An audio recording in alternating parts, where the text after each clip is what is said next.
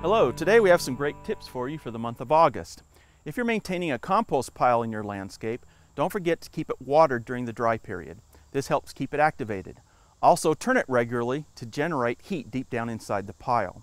Of course, we want to continue to water our plants in the landscape thoroughly. Usually deep watering less frequently and early in the morning is usually the best approach. For some turf tips for August, something you might begin to consider is actually control of your winter annual weeds, such as Poa annua, better known as annual bluegrass, and there are others. This needs to be put down late August and even into early September to provide control of those winter annual weeds in your turf grasses. Now, if you're maintaining a fescue in your lawn, that should be mowed at about 3 inches during this hot weather, and in shadier areas it needs to be raised up to about 3.5 inches. Now, if you want to convert your Bermuda grass lawn over to a cool season grass such as tall fescue or tall fescue Kentucky bluegrass mix, early August is actually a good time to begin spraying your Bermuda grass with a product containing glyphosate to kill it out. We don't really recommend that you convert your lawn over to a cool season grass, but it might be appropriate for your site, and you need to make sure that you kill your Bermuda grass before you start planting your cool season grasses this fall. Now, if you have adequate irrigation for your lawn, now is the time to put down another application of fertilizer. Again, 1 pound of actual nitrogen per 1,000 square feet. And you also want to watch for large brown spots that might be appearing in your lawn at this time of year. It may be white grubs.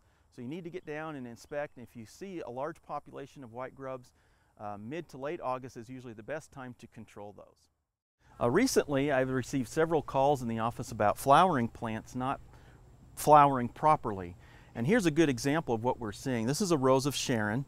And what we're seeing is that we have several blossoms that are on the plant that are just beginning to open, but then before they fully open, they drop off and fall to the ground. In fact, I think we have one right here. Yep, there's one that just came off really easily.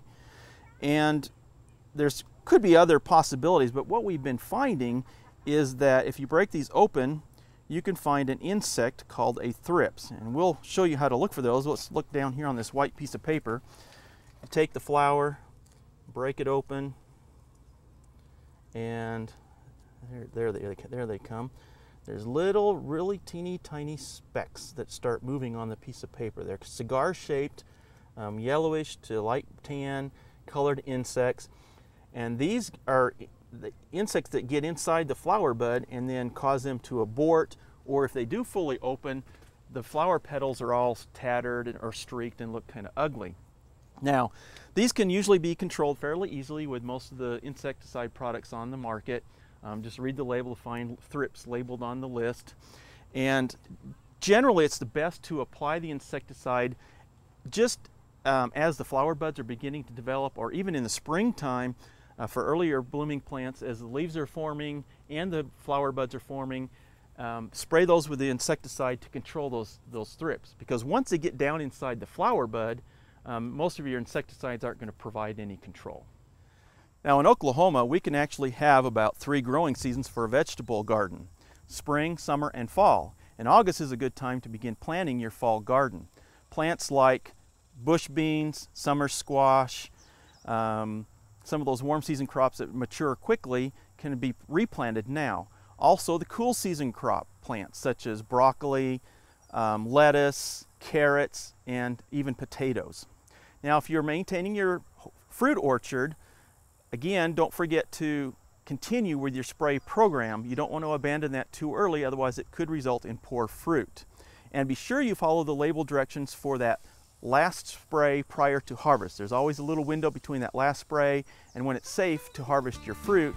You need to be aware of that, so be sure to check your product label.